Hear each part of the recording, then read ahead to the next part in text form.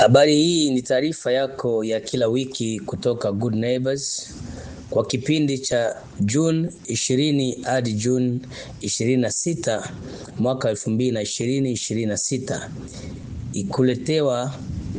Ikiletewa na World Grace Project. Wiki inaleta hukumu kadhaa muhimu za uhamiaji, pendekezo la uongozi, ada za uraia, taratibu mpya za kurejeshwa kwa wahamiaji, kesi ya kuwekwa kizuizini na wahamiaji huko Iowa, na masahihisho yanayoweza kuathiri bei za mafuta na gharama za maisha. Tuanze na habari ya uhamiaji. Hadithi kubwa zaidi ya uhamiaji wiki inahusu hali ya ulinzi wa muda inayojulikana pia kama TPS.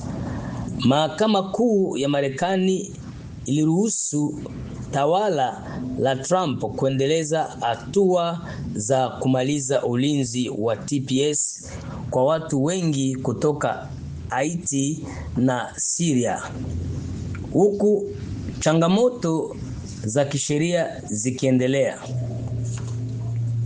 Mahakama Kuu iliruhusu tawala hilo kurudisha sera inayoweza kuzuia idadi ya wakimbizi wanaoshughulikiwa katika vituo rasmi vya kuingia katikati ya mpaka wa Marekani na Mexico.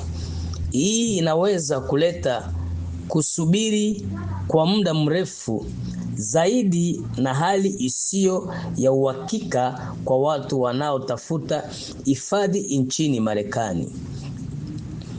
Familia zinazotoa kesi za hifadhi zinapaswa kuendelea kukusanya nyaraka muhimu na kushirikiana kwa karibu na wawakilishi wa kisheria waliobobea. Mabadiliko mengine muhimu katika uhamiaji yanahusu mchakato wa kurejeshwa kwa haraka unaojulikana pia kama kuondolewa kwa haraka. Mahakama ya rufaa ya shirikisho iliruhusu tawala la Trump kupanua mchakato huu kwa wahamiaji waliokutwa popote ndani ya Marekani, huku changamoto za kisheria zikiendelea.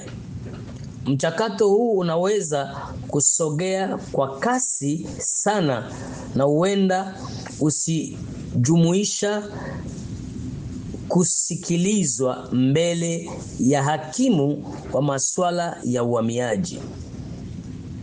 Ikiwa una hadhi halali ya uhamiaji, ni muhimu hasa kuhifadhi nyaraka zinazothibitisha kuwa umeishi Marekani kwa angalau miaka 2.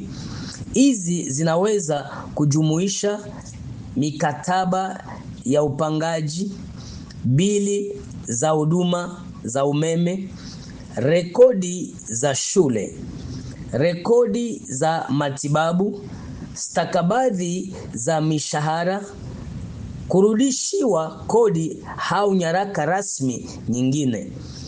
Hifadhi rekodi hizi mahali salama, na ikiwa una maswali kuhusu hali yako, wasiliana na mwanasheria mwenye sifa za uhamiaji au mwakilishi wa kisheria aliyeidhinishwa haraka iwezekanavyo. Idara ya usalama wa ndani imependekeza ongezeko kubwa la ada za maombi ya uraia wa Marekani. Ada ya maombi ya uraia inaweza kuongezeka kutoka takriban $700 hadi zaidi ya $1200. na ada ya punguzo inayotumika sasa inaweza kufutwa. Pendekezo hili bado halijatimia, lakini wamiliki wa kadi za kijani ama green card wenye sifa wanaweza kutaka kuandaa maombi yao kabla ada mpya zozote zinaanza kutumika. Mahakama Kuu pia imefanya iwe rahisi kwa maafisa wa mipaka kuulizia baadhi ya wamiliki wa kadi za kijani ama green card wanaorudi ambao wana rekodi fulani za uhalifu. Waishi wa kawaida wenye rekodi za awali za kukamatwa au hukumu wanashauriwa kuwasiliana na wakili wa uhamiaji kabla ya kusafiri nje ya Marekani. Kuandaa kila hatua mapema kunaweza kusaidia kuzuia changamoto zisizotarajiwa wanaporudi nyumbani. Hapa Iowa, mkimbizi kutoka Sudan ameomba mahakama ya shirikisho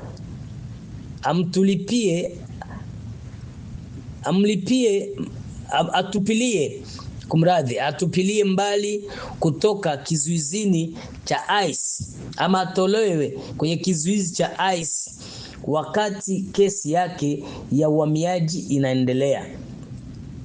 Kesi hii inaangazia wasiwasi unaoendelea kuhusu masuala ya kizuizi cha uhamiaji na ulinzi wa kibinadamu kwa watu wanaokimbia hali hatarishi.